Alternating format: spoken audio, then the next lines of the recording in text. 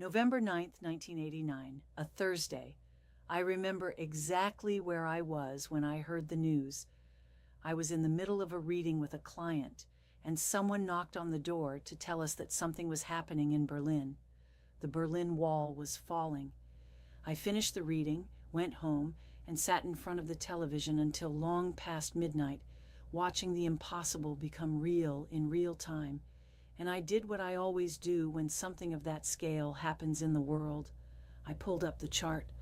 I looked at where the planets were, and there, at 0 degrees of Capricorn, I found Saturn and Neptune in conjunction, together on the world point, at the very threshold of the sign that rules structures and governments and the long-standing architectures of civilization, the planetary combination that every 36 years or so arrives to restructure what humanity thought was permanent.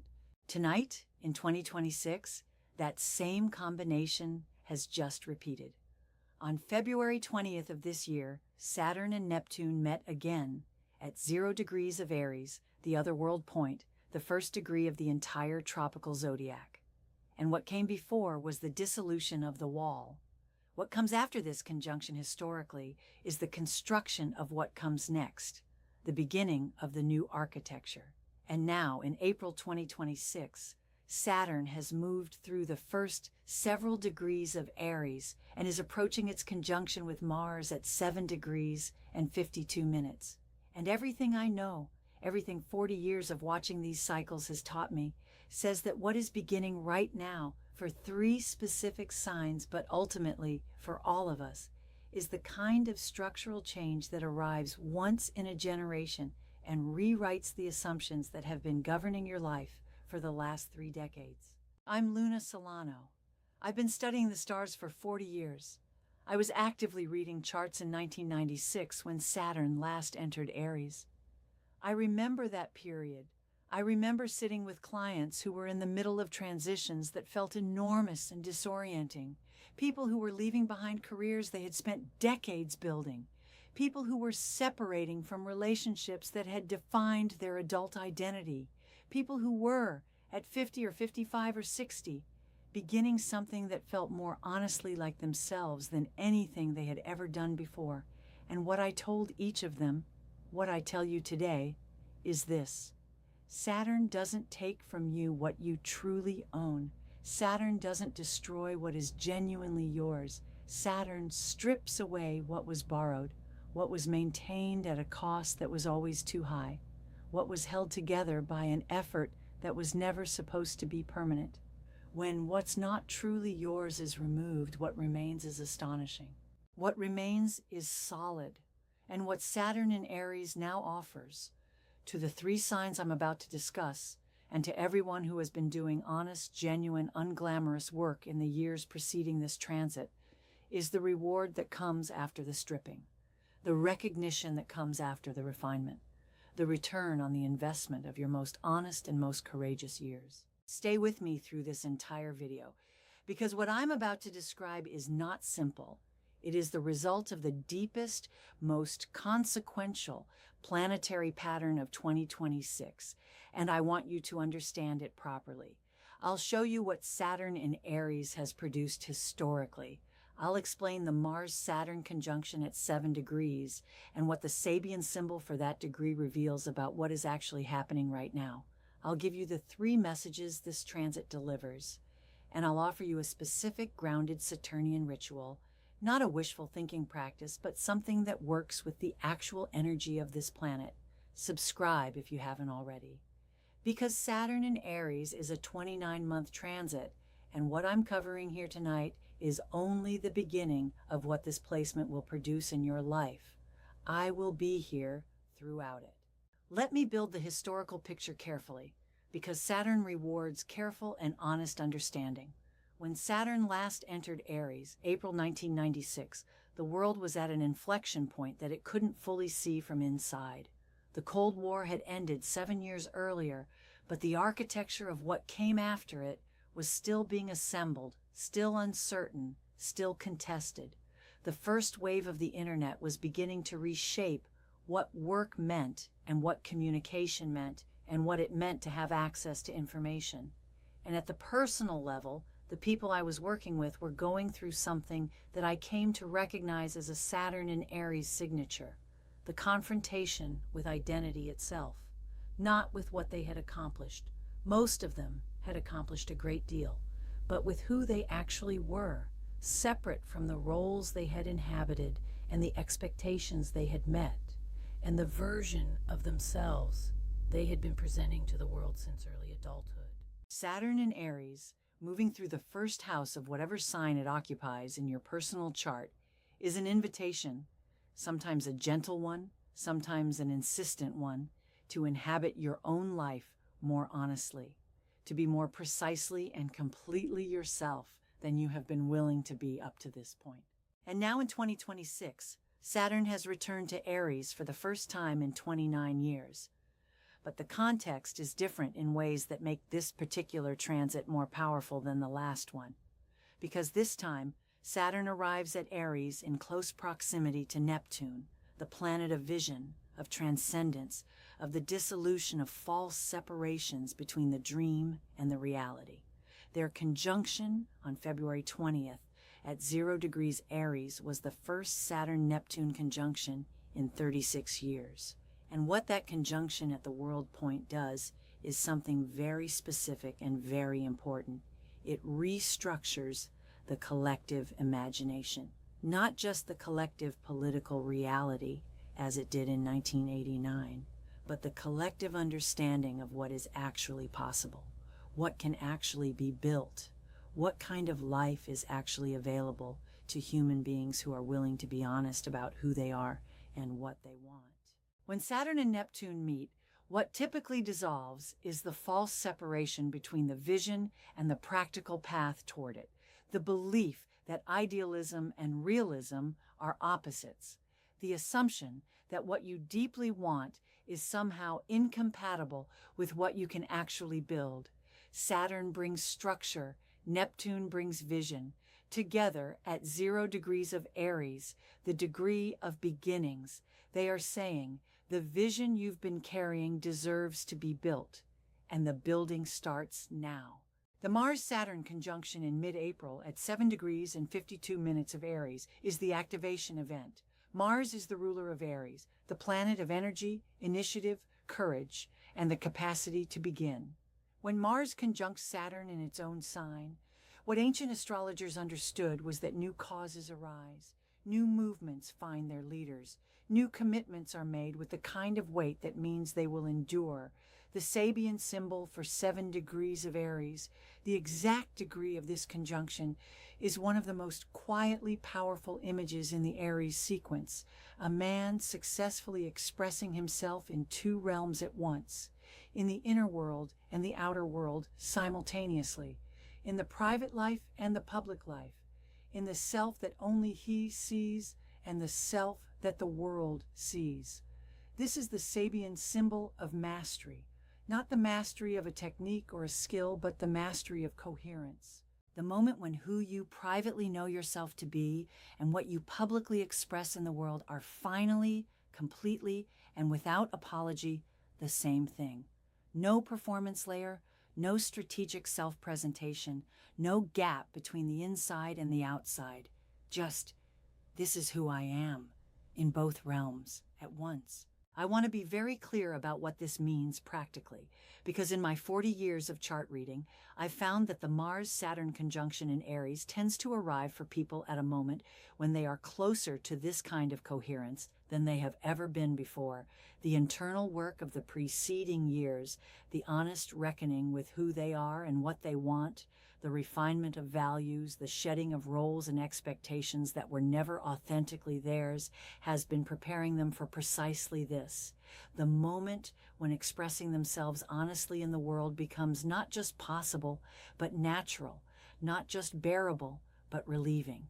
The 2 realms come into alignment, and the energy that was previously spent on maintaining the gap between them, on keeping the private self private and the public self presentable, is suddenly available for something else, for creating what they actually want to create, for building what they actually want to want. Here are the 3 cosmic messages this Saturn and Aries transit delivers. The first message: the patience you have shown is about to be recognized. Saturn rewards what is real, not what is marketed, not what is hustled for, not what is performed for an audience, but what has been genuinely, quietly, consistently built.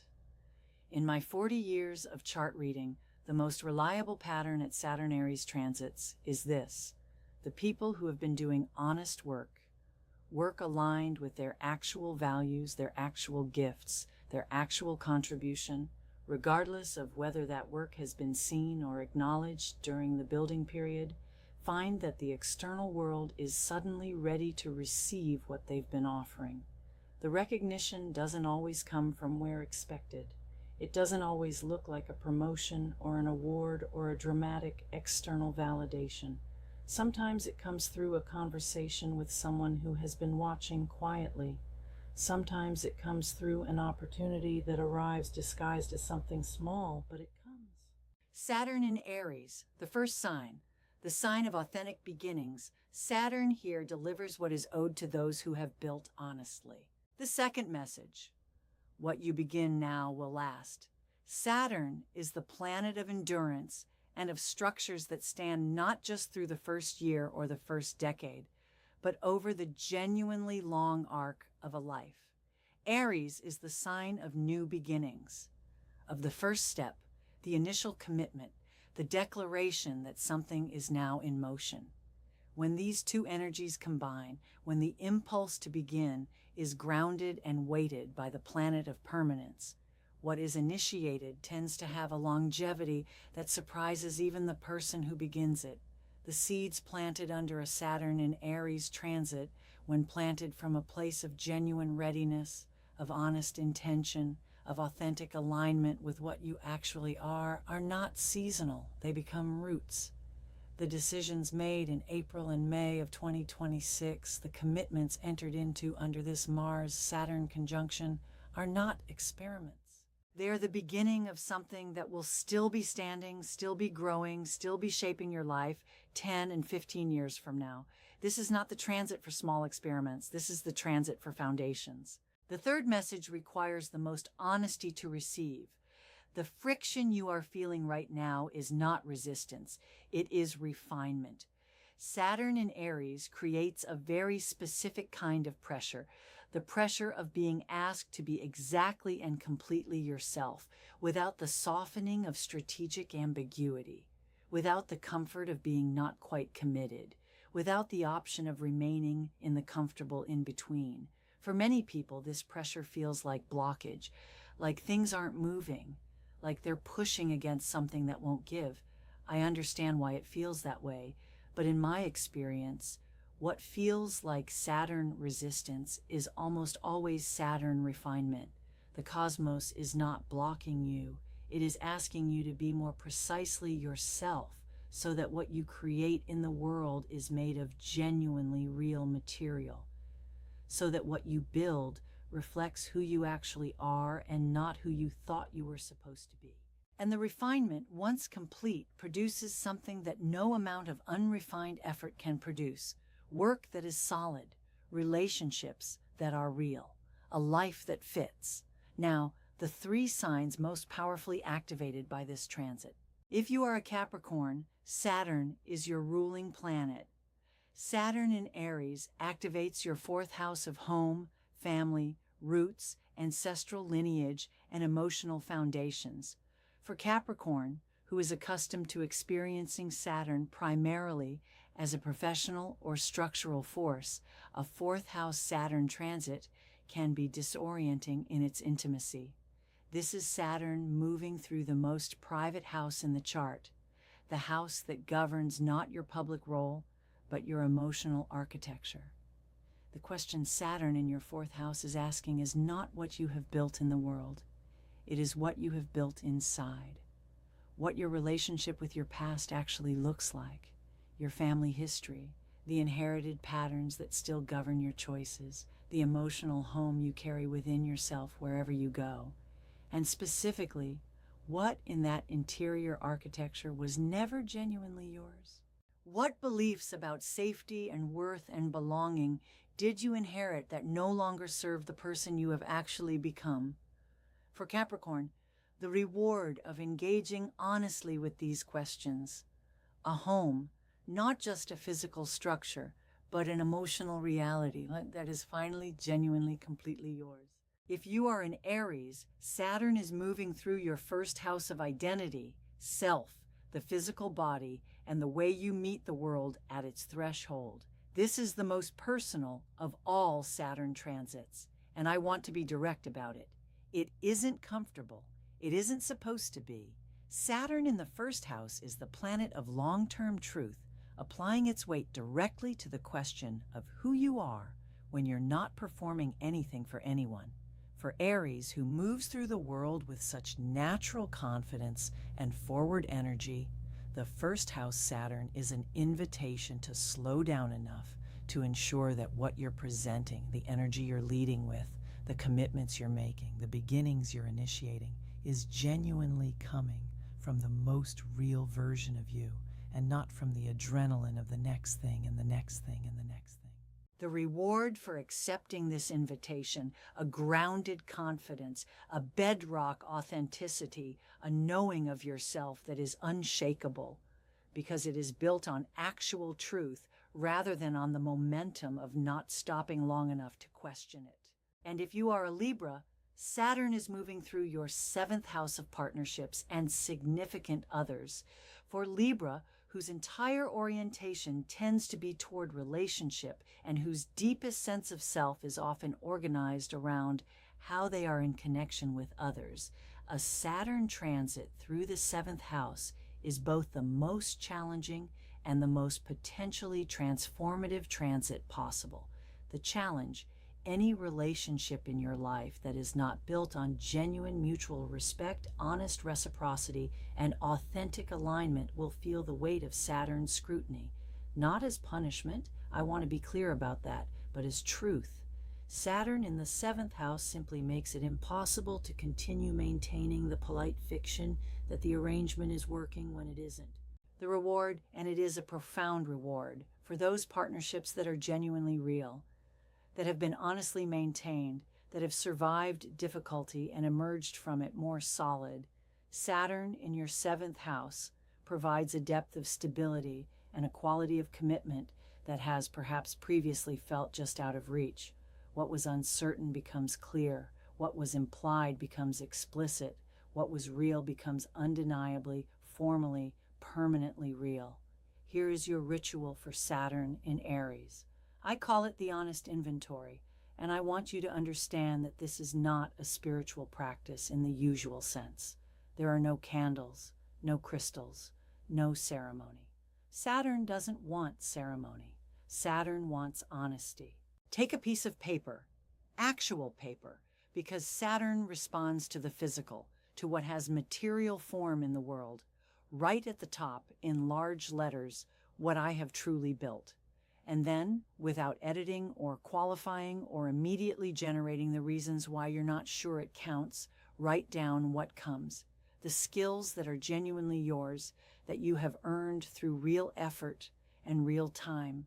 The relationships that have survived difficulty and emerged from it with more substance than they had before. The values that you have maintained even when it cost you something to maintain them. The ways you have shown up consistently without an audience because you believed it was the right thing to do, regardless of whether it was recognized. Write everything. Take 20 minutes. Take longer if you need to. This is your Saturn inventory. This is what Saturn in Aries is about to recognize, to honor, and to move into the world. Then, on a separate page, write, "What I am ready to begin." And here, without immediately managing the idea with practicality, without immediately generating the reasons why it might not work, allow yourself to write what you have been afraid to commit to, the creative project that has been waiting for you to say yes to it, the professional direction that has been hovering just beyond the threshold of decision, the relationship commitment that you have been approaching but not quite entering, the version of yourself that you have been almost ready to become for longer than you can comfortably admit. Saturn in Aries says, you are ready. The question is whether you are willing to stop waiting for external confirmation of your readiness and simply begin. Keep these 2 pages. Read them again in October 2026. I genuinely believe that what you will find is this. The first list is being recognized in ways you didn't predict, through channels you didn't anticipate. And the second list is already further along than you imagined possible in April. This is Saturn, not fast, not visible in the first week, but real and permanently, solidly, unmistakably real. Tell me in the comments, what is the one thing you have built quietly and consistently, perhaps for years, perhaps without recognition, that you believe Saturn in Aries is now about to honor? I want to hear it.